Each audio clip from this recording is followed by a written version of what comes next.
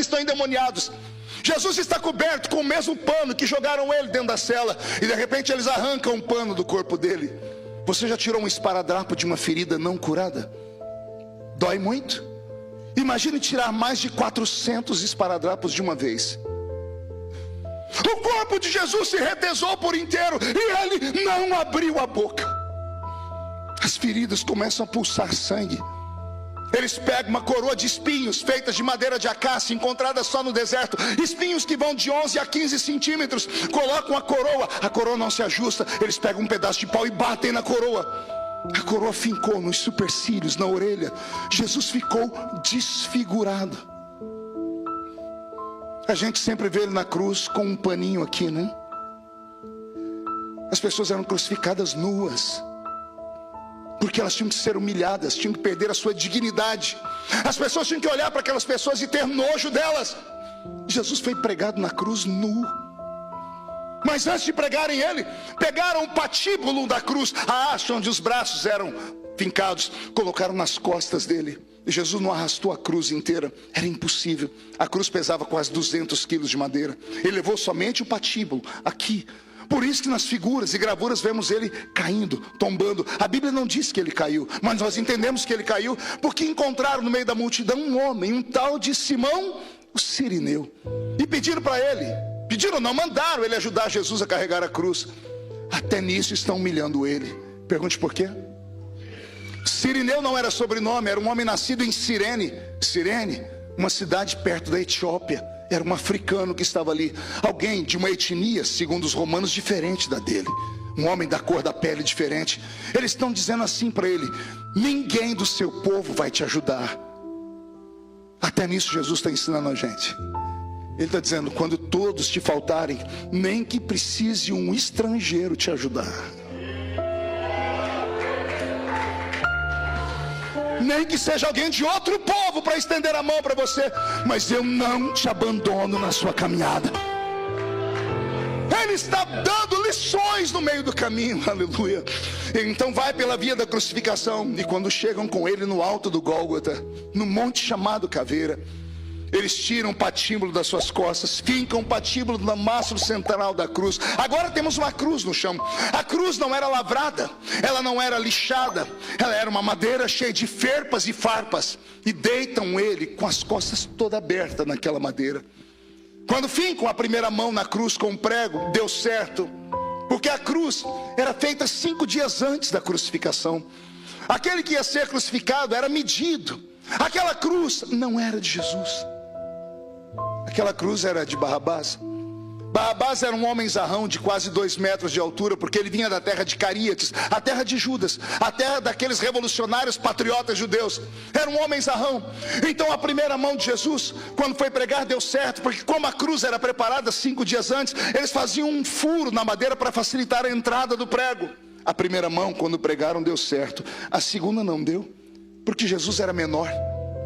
O salmista disse: esticaram ele.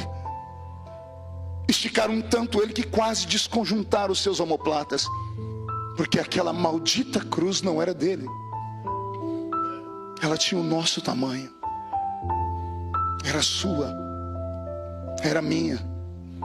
Era dessa humanidade perdida hoje que afirma que ele não existe. Era desses homens e mulheres, desse mundo moderno que não compreendem nada sobre a existência, que acusam ele, que xingam ele, que nos perseguem, que falam que a nossa fé é uma fé de maluco, que afirmam até que ele não existiu. Mas aquela cruz era deles e nossa. Depois que prenderam ele na cruz e o crucificaram, tiveram que amarrar o seu braço, porque como ele estava extremamente esticado, com o peso do corpo dele na cruz, possivelmente iria pender para frente, ele poderia se descolar da cruz, arrebentando as suas mãos. Depois de pregarem as mãos, vão pregar os pés. Eu já vi cruzes e crucifixos que Jesus está assim, de uma forma ereta. Ele não foi crucificado assim. Não podia ter conforto na cruz. Eles colocavam uma haste onde ele podia colocar os pés. A haste era colocada de uma forma que os joelhos ficavam assim, fincados a 45 graus, ou para a esquerda ou para a direita. Jesus foi crucificado com um pé sobre o outro. Não foram 3 pregos, foram 4, um em cada mão e 2 nos pés, para que pudessem pendurá-lo na cruz. Ao ficar assim, Tente você em casa, você que vai para a academia, tente ficar assim 5 minutos. Você vai ver a dor que ele sentiu. 5 homens para levantar uma cruz desajeitada com um homem preso nela. Um buraco no Gólgota está feito. Quando erguem aquela cruz, eles soltam a cruz com toda a força que tem dentro daquele buraco. Eles não tiveram cuidado, nós vamos te ajudar aqui. Não, soltaram a cruz dentro do buraco. Quando aquela madeira bate no chão, o corpo de Jesus se retesa. Ele vai para frente, as mãos dele se rasgam, os ossos dos omoplatas quase se encontram, e Jesus começa a ficar asfixiado. Esse médico diz que se ele ficasse 15 minutos, pastor Léo, assim, ele teria morrido asfixiado. Ele teria sofrido só 15 minutos, mas ele sofreu por 3 horas. E eu fiquei imaginando como foi que ele não morreu. E eu chorei quando entendi. Para não morrer asfixiado, porque Deus não recebe sacrifício de carne sufocada. Tem que ter derramamento de sangue. Alain, ele arrumou força nos dedos e segurou a cabeça dos pregos. E puxou o corpo dele para trás, inúmeras vezes, para não morrer asfixiado. As costas dele, mais uma vez, vão encontrar as ferpas e farpas aqui atrás da madeira. Jesus sente dores que nenhum de nós é capaz de imaginar. E mesmo assim, ele não abre a boca dele. Diz a Bíblia, como ovelha muda, sobe ele ao matadouro. E um dia eu perguntei, por que o senhor ficou em silêncio tanto tempo na cruz? Por que o senhor não gritou? Ele disse, eu não podia. Eu fiquei em silêncio para que vocês pudessem gritar no futuro. Por isso que os nossos cultos têm barulho. Ele ficou em silêncio para que nós pudéssemos gritar, obrigado Jesus, nós te amamos Jesus, nós te adoramos Jesus. Aleluia. Ele está pendurado na cruz. O tétano daqueles pregos começa a corroer o sangue dele. Ele começa a sentir cãibras, dores. Ele tem menos 3 litros de sangue. Ele começa a ter visões. Numa delas ele olha para o céu e ele vê o céu aberto, e ele viu o trono do Pai. Ao tentar esboçar um sorriso para pedir ajuda, o Pai fecha a janela do céu. O Pai fica de costas para ele. Jesus vê aquilo e olha para baixo, todo mundo murmurando. Ele não pode dar mau testemunho. Então ele olha para o Pai e conversa com o Pai num idioma que já não existia mais, em aramaico. E ele diz, Eloi, Eloi, lama sabachthani. Aqui embaixo, gente que não entende de idioma, está dizendo, ele está chamando Elias. Lá no céu os anjos estão falando, Pai, ele está chamando o Senhor. Criador, ele está chamando o Senhor. E Deus não pode olhar para ele. Deus não pode abrir o céu mais. Quer perguntar o porquê? Que pai suportaria ver o filho morrendo sabendo que pode tirá-lo dali? Deus poderia ter arrancado Jesus da cruz, poderia ter fulminado a raça humana, mas o Pai respeitou a decisão dele.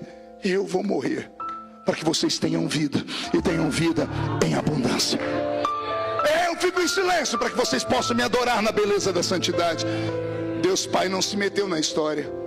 Quando Jesus viu o céu fechado, ele olhou para frente, e lá no meio daquela multidão estava todo mundo que ele ajudou.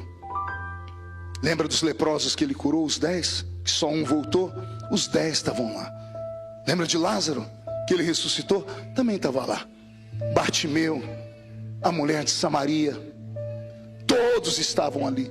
Aquela multidão de quase 5.000 homens, fora mulheres e crianças, todos estavam ali. Ninguém estendeu um dedo para ajudá-lo. Poderiam ter se revoltado, poderiam ter criado uma revolução. Ninguém teve coragem de socorrê-lo.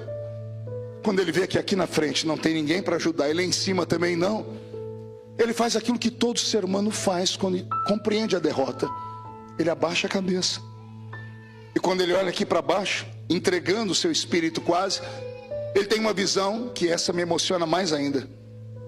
Ele vai dar outra lição para nós. Pergunte qual? Quando o céu se fechar, quando aqui na frente ninguém mais te olhar, acredite, você não vai estar sozinho, porque sempre vai ter alguém do seu lado. E esse alguém geralmente vem do lugar que a gente às vezes despreza. Ele olha para baixo e lá embaixo está Maria, a mãe. Mãe é mãe. mãe não abandona o filho. Do lado de Maria está João, o amigo mais íntimo dele. Sobrou os dois. Maria e João estão aqui embaixo, o sangue pingando em cima deles. Está mandando um recado: filho, não importa o que falar, não interessa a calúnia que te colocou aí, nós estamos com você aqui. Jesus está dizendo: valorize a sua família, porque na hora do julgamento e da calúnia só sobra a família. Na hora da dor, só a família fica do lado da gente. Só o melhor amigo, aquele que bate ou apanha pela gente e depois vai perguntar: eu apanhei e bati por quê? Ele está morrendo e está ensinando a gente: valorize aqueles que te amam de verdade. Valorize a sua casa que está aqui nessa noite. Se você não fala com seu pai e sua mãe há muito tempo, pega o telefone depois do culto, liga para eles. Aprenda a perdoar. Perdoar não é esquecer, perdoar é uma escolha. Escolha se aliviar. Alivie o coração dos velhos, dos primos, de quem for preciso. Afinal de contas, você foi perdoado. Ele está lá na cruz olhando para tudo. E aí, nesse momento, ele fecha os olhos. O diabo é surdo.